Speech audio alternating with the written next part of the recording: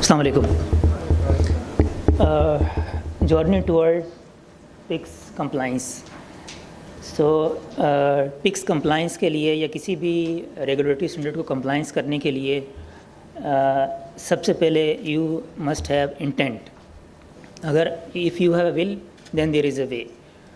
تو دیر از نو complication and difficulty implementing PIC's compliance in pharmaceutical industry. If you have a will, then obviously you will going to drive the way to implement the PIC's compliance in Pakistan pharmaceutical industry. تو سب سے پہلے جو structural approach ہے کہ pics کو ہم کیسے implement کریں، پکس یا کسی بھی ریگولیٹری اسٹینڈرڈ کو فارماسیوٹیکل انڈسٹری میں کیسے امپلیمنٹ کریں، اس میں سب سے پہلے آپ کی جو گائیڈ لائن ہے اس کی کریکٹ انٹرپریٹیشن، انڈرسٹینڈنگ اور کمپریہنشن ہونی چاہیے. سب سے پہلے جب تک آپ کی انٹرپریٹیشن اور انڈرسٹینڈنگ گائیڈ لائن کی کریکٹ نہیں ہوگی ہم اس کو امپلیمنٹ نہیں کر سکتے. تو سب سے پہلے گائیڈ لائن کی کریکٹ انٹرپریٹیشن اور کمپریہنشن ہے. اس کے بعد اس گائیڈ لائن کی بیسس کے اوپر آپ نے اپنے پورے سسٹم کو، اپنی کوالٹی مینجمنٹ سسٹم کو، اپنے GMP پروسیسز کو اسیس کرنا ہے اور وہ گراؤنڈ ریئلٹی کو آئیڈینٹیفائی کرنا ہے جس کے اندر آپ ان اسٹینڈرڈ کو آپ امپلیمنٹ کر سکتے ہیں. اس کے لیے you can have different type of cross functional team. they have the maturity and comprehension and understanding of that guideline. Based on that you will identify the structural and procedural gap in your system. اور ان structural اور procedural gap کو identify کرنے کے بعد ان کی resolution strategy پہ آپ کو کام کرنا ہوگا. Resolution strategy can be short term اور long term.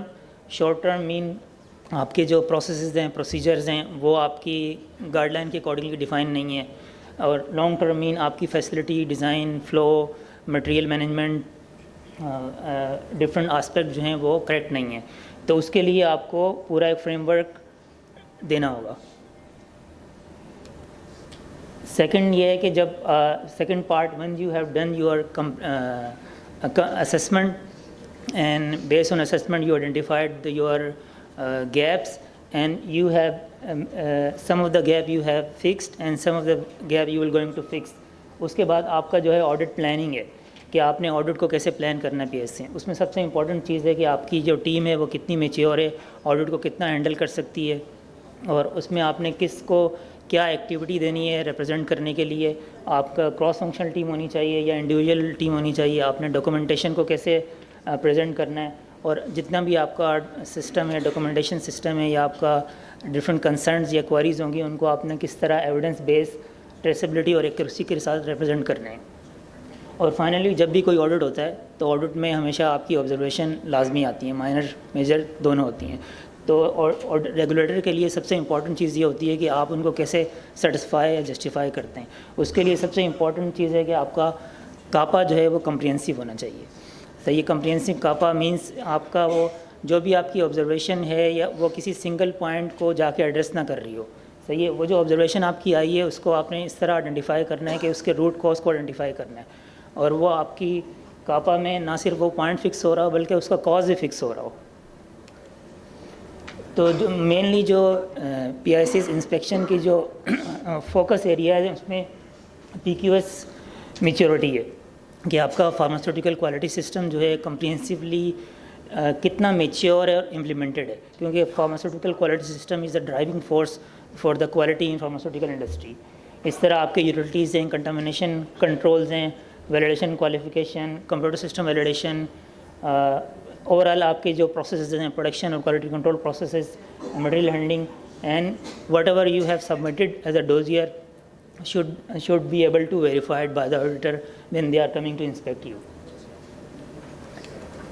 And the key learning جو overall with this journey is that کہ آپ کا جو گائیڈ لائن ہے اس کی کمپریہنشن اور انٹرپریٹیشن جو ہے کریکٹ ہونی چاہیے. اس کے بعد آپ کا جو ود ان کمپنی آپ کا جو ہے انٹرنل گورننس سسٹم ہونا چاہیے جو آپ کو with the passage of time جو ہے اسٹینڈرڈ کے اکارڈنگلی مینٹین کر کے رکھے. اور دوسرا جو ہے آپ کا جو کاپا سسٹم ہے وہ ہائیلی افیکٹو ہونا چاہیے.